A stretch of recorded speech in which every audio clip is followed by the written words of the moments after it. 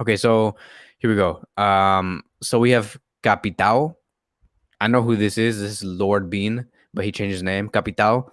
He did say, "Do you think we can compete for major titles with Ter Stegen, Alba, and Busquets still all starting in the starting 11?" So it's a very interesting question, right? Because I know that there has been a lot of hate when it comes to Ter Stegen, Alba, and Busquets, because mostly because of their age, right? I think that many people can agree that they don't want to see Busquets and Alba because they want to see a youngster play in Busquets' role. They want to see a youngster play in Alba's role because they're in their like 31, 32 years old like range.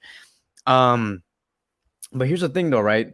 I don't think that players like Busquets, Alba, and Ter Stegen play that bad. I don't think that the reason why Barcelona went trophyless in the season that we just finished was because of them. If anything, they have played very important roles in this Barcelona that we have been watching. Like for example, Jordi Alba has had his role tweaked a little bit, right? He's not that um fullback that likes to make those overlapping runs anymore, right? And that is because Xavi knows that this player is aging. He cannot be making those runs so constantly every weekend. So he inverts him, right? He puts him more centrally and he makes those crosses. And to be very honest, him playing in that role, being more inverted, almost acting like a interior in the midfield, it really does suit him. He makes amazing crosses. He distributes a lot of great opportunities for Barcelona. And I think that we can actually filter this down.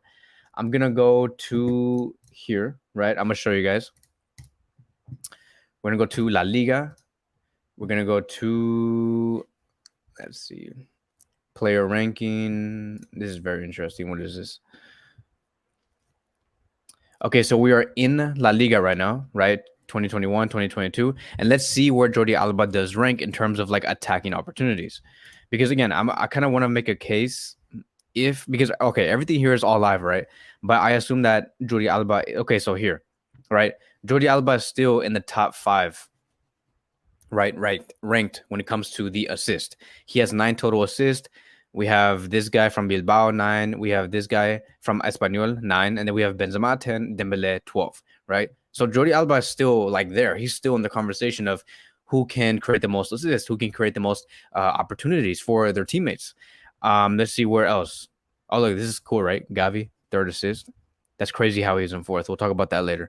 Um, Let's see. Let's see. Offsides, penalties, fouls suffered. Okay. Let's look at crosses, right? We're going to look at crosses and we're going to look at per 90 minutes accuracy expand. Okay. Let's look at this. It's crazy to me to see that Dani Alves is in 2nd place. So right now we are looking at crosses and accuracy. Who has the best conversion rate in terms of like the accuracy of those crosses? And we're going to look for Jordi Alba to see if he is anywhere here. No, they're no, he's not here. So we're gonna go back from the right flank, from the left flank. Okay, this is very interesting, right? Because now we're getting very specific right now. So we can see Alvaro, no, Jordi Alba, Galan. Okay, so Jordi Alba, see, look, he's right here in 7th place. He's within the top 10. He is ranked higher than someone like Gaia, someone that we want in Barcelona, according to many of you guys who want to see Gaia in Barcelona, right? He's higher than Gaia at the moment. He's higher than someone like, who was Lodi. We know how great Lodi is for Atletico Madrid. Jordi Alba is still way higher. Who else is here? Miranda, another player that many of you guys want to see come to Barcelona because you guys are like, oh, Miranda is a great left back. He can also play as a left wing back. He has been doing amazing. Why not bring him back to Barcelona? Because he has played with Barcelona before. But again, right, we have Alba who's in 7th place, and then we have Miranda who's in 21st place.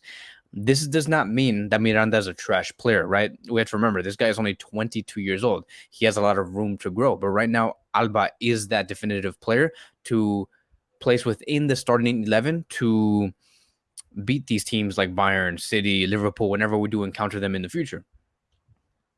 Um, let's look for others. Okay, so that's it, right? We have the top 30. And then we have, okay, so Jordi Alba is in 7th, 4.2 from the left flank in terms of crosses, right? He distributes the most. Galan, right here, another player that Barcelona is looking at, is right above someone like Jordi Alba, right? So there's not much of a difference.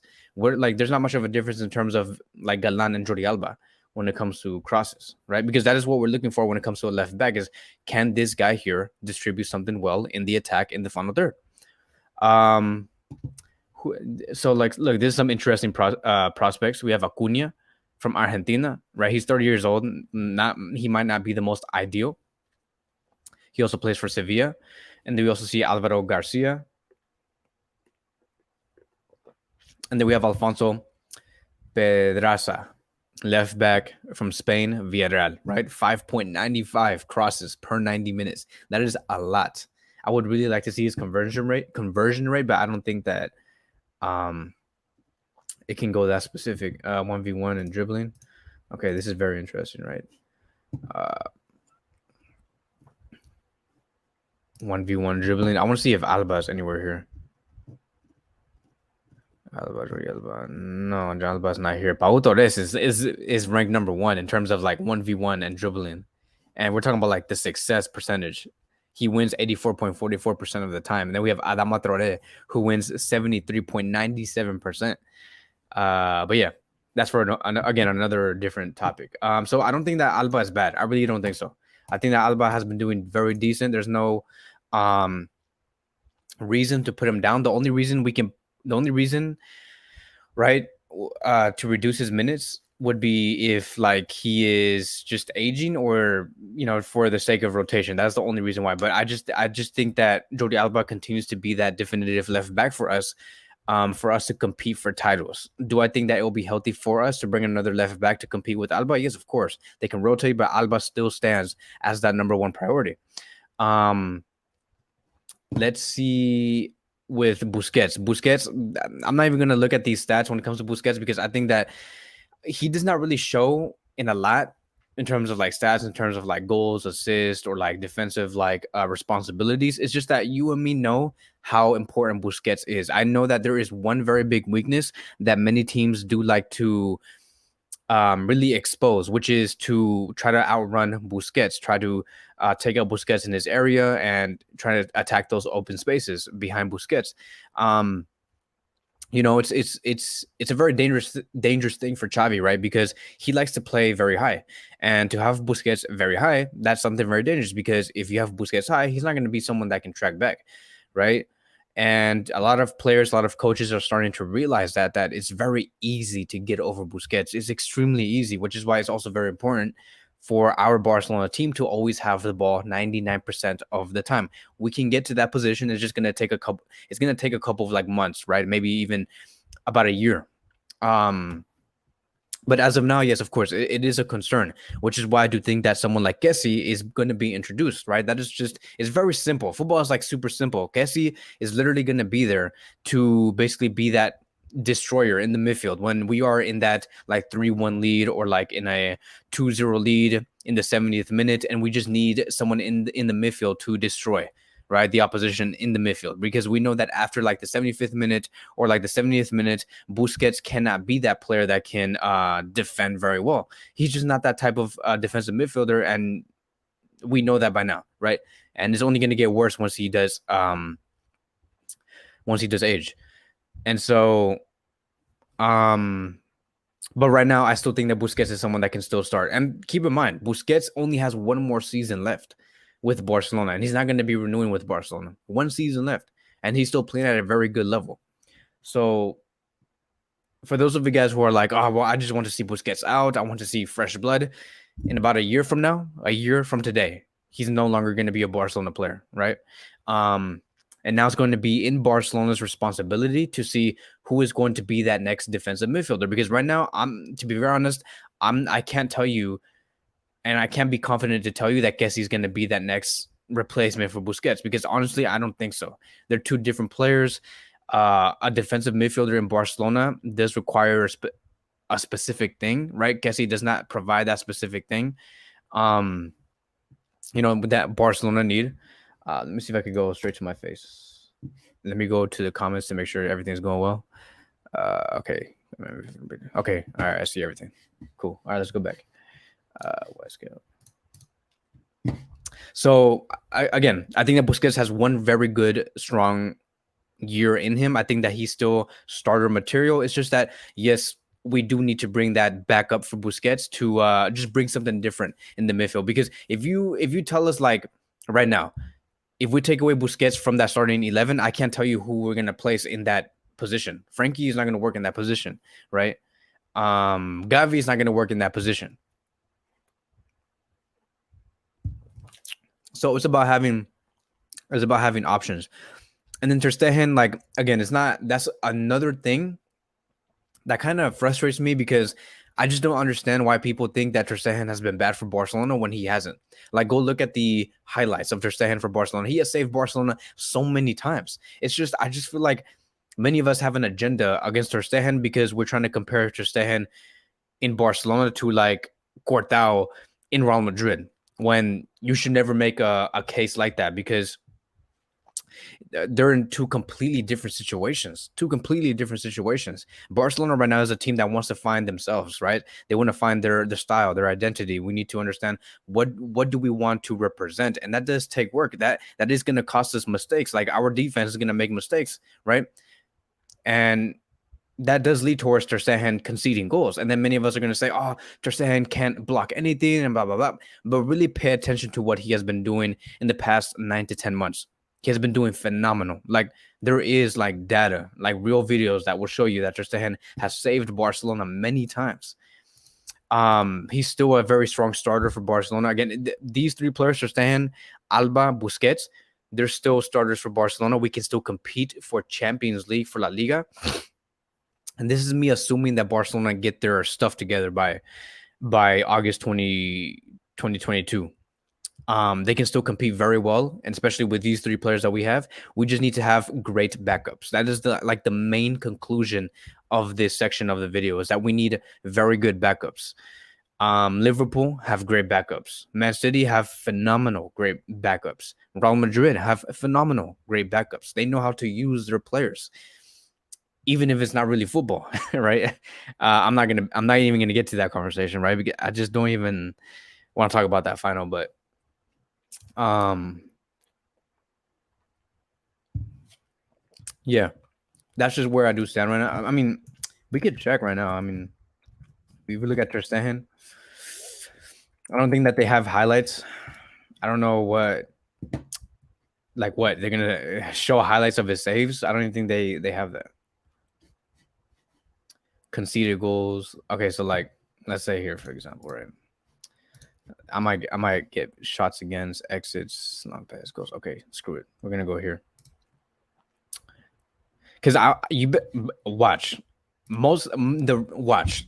I swear, like I know that the reason why Ter Stegen is gonna be conceding here it is because of defensive dumb mistakes, and then they're gonna just blame Ter Stegen that he can't save anything. You think that Ter Stegen can save like 99.99% of the shots that's going against him? You really think that? Like that doesn't exist.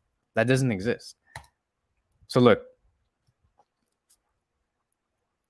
so like what? Like how is this Ter Stegen's fault? Like he conceded here, but how is that? Like here, let me see. Can I zoom in?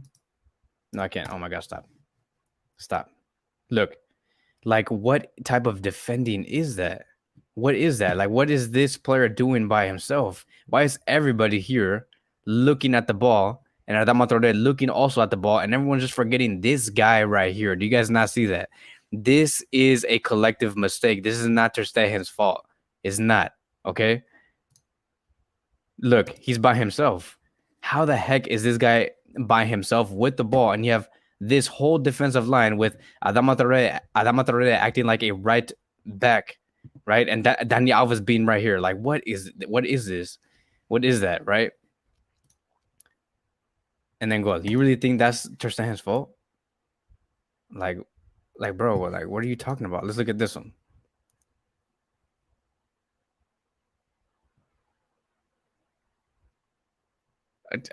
Even prove. Oh my god. So like even like.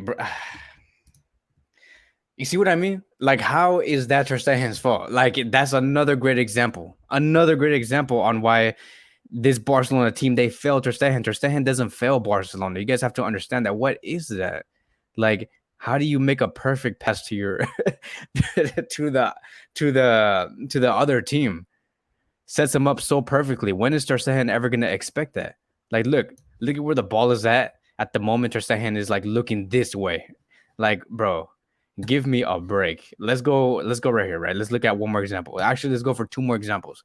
Because most of these things have to do with something about like Barcelona making those mistakes. Okay, so we have Ter Stegen having the ball right here. He pet. Okay, you see, okay, that's a good one. That's a good one. But still, there needs to be more communication. That's I would say. Actually, you know what? I honestly think that was a perfectly placed pass. It's just that Araujo wasn't looking right. That's a good pass. It's just miscommunication. I don't think that that's a mistake coming from Ter Stegen. It's massive miscommunication, right? Let's go. Let's get out from here and let's look at Mallorca. It's another one.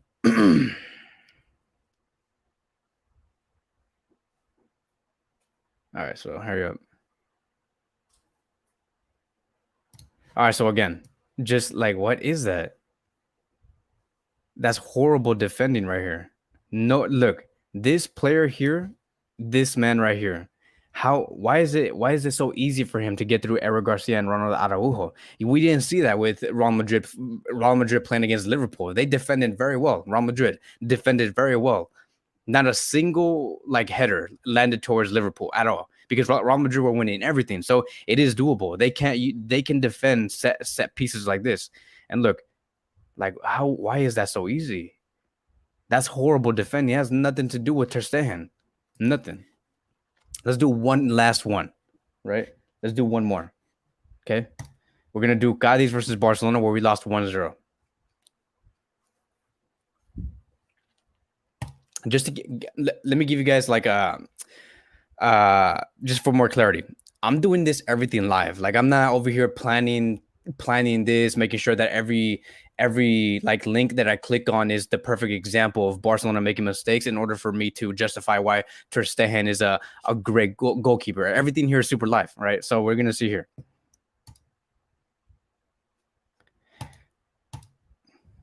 So you see, like as a matter of fact, Ter Stegen made that save. Do you see that?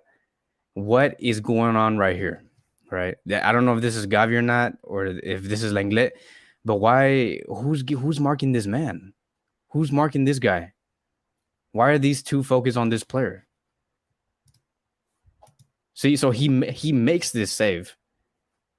Look, Ter Stegen makes this save. Great save, by the way, right? He saved Barcelona, but Barcelona want to continue to act dumb. Actually, he made a second save, did he?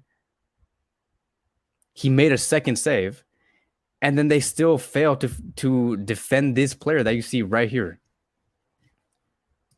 So that it's just ridiculous how Barcelona defend. Look, and you see this player right here. You see this is the guy that ends up scoring. You see how easy it is for him to like just walk in this space to shoot the ball inside.